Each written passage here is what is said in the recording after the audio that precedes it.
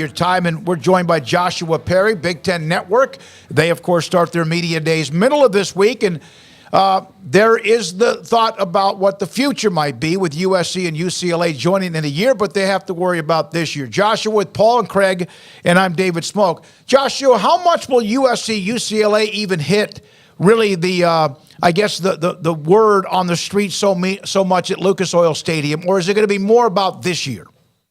No, I think there's going to be some chatter about it. It's perfectly natural with those two brands coming in. I think a lot of the conversation is going to center around what's going on in the Big Ten as established right now. And obviously plenty of storylines people are going to want to dive into. You got the Big Ten East with Ohio State, Michigan, Penn State. Obviously Ohio State, Michigan last year was a highly anticipated game where Ohio State certainly did not show up the way they expected to, and Michigan looked like the dominant team, both of them making the college football playoff. And then Penn State, a team that's supposed to be on the rise here with new starting quarterback Drew Aller. I think a lot of people are high on them.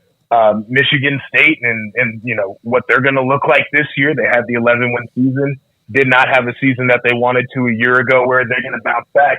And then even when you flip it over to the Big Ten West, you got programs like Wisconsin, Nebraska with new head coaches. You throw Purdue in that mix that's coming off a really good year. You've got Minnesota, who doesn't get enough headlines, in my opinion. I think they're a really well-coached football team, in Iowa and what they could look like, especially with this points per game that they have to hit. And then the one that I think a lot of people are going to have questions about, and it doesn't have anything to do with the football, is Northwestern and their program and what's gone on with hazing there, and of course how they move forward into a football season while also acknowledging that situation. Plenty of storylines. I'm sure we're going to hear about the two West Coast teams that are joining, but plenty to talk about with the teams that are currently in the conference. What do you think about Wisconsin and going to a wide open air raid type system under Phil Longo and how that will work in Madison in particular, especially in November when it's going to be a little harder to run that offense?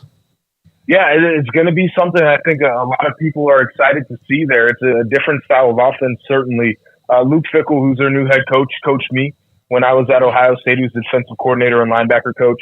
He's an old school guy, so the run game is still going to be a point of emphasis for them.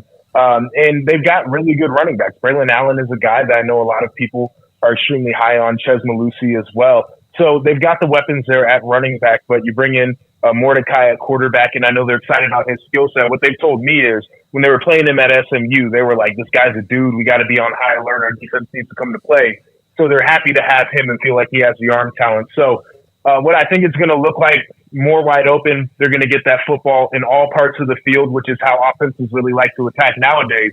But when November comes around, they're still going to have that gritty Wisconsin DNA where they can put the ball on the ground and just run it. And I think they can have success doing that. So, Josh, correct me if I'm wrong, but you mentioned your connection there with Luke Fickell. I guess no surprise he's probably where he is as far as the head coaching, status of being at a premier institution. But what was your first reaction when you saw that it was Wisconsin he would be joining this past offseason? It was a little bit surprising that it's Wisconsin. And Luke Fickell's a guy who's a Midwest guy, so obviously there was going to be a connection to a lot of those programs, and he would want to embody that Midwest brand of football, be in the Big Ten conference that he played and coached in forever. But when Notre Dame opened up, it seemed like a natural fit for Coach Fickell. He's a Catholic guy. It's a program he's obviously very familiar with, but the timing didn't work out there. Wisconsin's a place right now that I think has made a commitment financially to their athletic department. And what I mean by that is new facilities. They made a commitment to Luke Fickell and his staff by paying them extremely well. And so I think that they've shown that they want to be a competitor. They've also invested in NIL like everybody else. And the thing that stands out about a place like Wisconsin, I saw this stat last year, and it was fascinating, but they have the most wins for a team who's never made the college football playoff in the CFP era. They've been extremely good, just haven't been able to get over that hump. And I think that Luke Fickell can bring them that consistency to stay in that level and even take a step forward. And I think that's where everybody up there is trying to get. Go ahead. So Mel Tucker in 2021, big season, 11-2, and then last year, obviously, a lot of disappointment, just finishing 5-7. Year 4 now for him. That first year being COVID, that you can kind of just sort of toss to the side for everybody. What are your expectations for Sparty and just kind of how they feel exiting the offseason? I think they got to win 8 games this year to feel comfortable. about what they're doing with Mel Tucker. And that's the reality of the situation. We've seen the highs with him, and we know that he can coach. He to me is a guy who is a grinder. He's a guy who's very attentive to detail. I love going to his practices and spending time with him because he does the things that you would expect a Nick Saban or a Kirby Smart to do. They haven't been able to build a consistent roster with the transfer portal, high school recruiting, and then maintaining the guys that are on their roster so they don't lose them in the portal. And that's tough. And then obviously playing in the Big Ten West, and that's going away next year. But that does you no favors if you're not Ohio State or Michigan, it seems like, as of late. So Mel Tucker, to me, it's got to be an 8-win season just to feel like you have confidence in what he's doing moving forward. It's going to be tough to get that done. But he's a guy who last year was sleeping at the office trying to figure out what the answers are.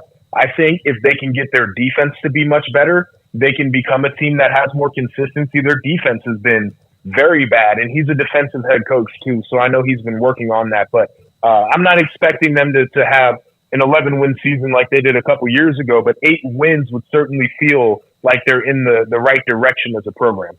Joshua, you may not know this, but Tanner Mordecai played his high school football right here in Waco. We covered his games. He was phenomenal. He's been through a lot with Oklahoma and SMU, and he seems like he fits up there. You know, he loves to go hunting, fishing, and all that. And I think he's found a spot or two where he also can get away and not just play football, but enjoy life. Yeah, and it's funny, man, because Luke Fickell is that type of guy. Like, he wants a grittier type of player. He always used to make fun of me because he was a wrestler. Luke Fickell was state champion, didn't lose very many matches. I was a basketball player in high school. He's like, I'm not too sure about linebackers that play basketball. Like, he likes guys with some edge and some grit to them. And I think that's where their program is still going to fall to is, yes, you can have a new age of offense. Yes, you have to become more modern, do things differently. You need to put athletes out there. You got to have some tough athletes. Like, these guys have to have that grit factor that makes people really say, when it comes down to the fourth quarter, I don't know if we can hang with them because they're tough. They did that at Cincinnati, and that's how they were able to beat some teams they weren't supposed to. And so you give him the financial resources at Wisconsin and the ability to recruit a better caliber player, and it feels like it sets up for them to be extremely competitive. If Ryan Day loses to Michigan a third year in a row, will there be more chirping in Columbus than maybe there should be, given that that's really the only team he seems to lose to? It'd be more than just some chirping. And it's wild when you consider it too. I would never advocate for Ohio State to move off of him just, if he lost to Michigan for a third time in a row. Obviously, if you're an Ohio State fan, it feels like you're losing footing. Particularly you have in that rivalry, but overall as a program, it feels like you're losing footing. And I would say that's not necessarily the case. Ryan Day hasn't lost very many games as a head coach at Ohio State. I think it's 6 or 7, which is a ridiculous number there. Even with the loss to Michigan a year ago, they were able to go to the college football playoff, and they were right there with Georgia in a game that was really a coin flip there down toward the end with that missed field goal. Nationally, Ohio State has not lost the footing. You look at the recruiting rankings, it'll prove that to you. You look at how people still view this program from places that are outside of Columbus. They'll tell you how you feel about the direction that it's going in. The rivalry game means the world to folks on both sides, people in Ann Arbor, people in Columbus, and all around college football. You could look at the TV ratings, it'll tell you how much people respect that rivalry. And so, of course, it's not going to feel good if there's a third year in a row where Ohio State's on the losing end of it. I would also say that you can't make a rash decision just because of that game. You have to look at the program holistically, see if you're still competitive nationally where you want to be, see if you're still recruiting the way that you want to recruit. And then ultimately, you got to find a way to win that game, understanding that you got the right guy at the helm for it. If you fire a coach like Ryan Day, you have to ask the question, who are you going to hire? And I think that's a really difficult question to answer. They've got the guy who's been really successful, who has put together a program that can compete with the national powers. Now it's about, at the end of November, can you regroup the guys? Can you refocus and understand where your priority is when it comes to that rivalry game? Josh, Michigan, I mean, it's a whole new world for them, or one that they've been wanting for a while. They won 25 games in the past couple years. Well, obviously won the Big Ten and beaten Ohio State, made the playoff last year and had that unforeseen loss, I think, for a lot of people to TCU. But obviously a lot coming back. I mean, how high are you on this Michigan team rolling into 23? Yeah, I'm super high on them. They're my favorites to win the Big Ten this year, and it's because of the reasons that you mentioned. The consistency over the last 2 years certainly stands out. I think they have a fantastic coaching staff, top to bottom, guys who are really good developers.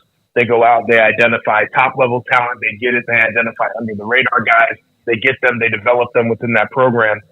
They've been able to get back on the right side of the rivalry game, which is a big psychology thing, and I think that's the hardest thing to crack through as a coaching staff is not, can you go out there and can you compete with some of the other players? It's can you get over a psychological hump that you haven't been able to, and they've done that. But you talk about the returners that they have on that team and the quarterback position with J.J. McCarthy, and if he can take a big step, he's going to be super dangerous. Just a great athlete with a great arm.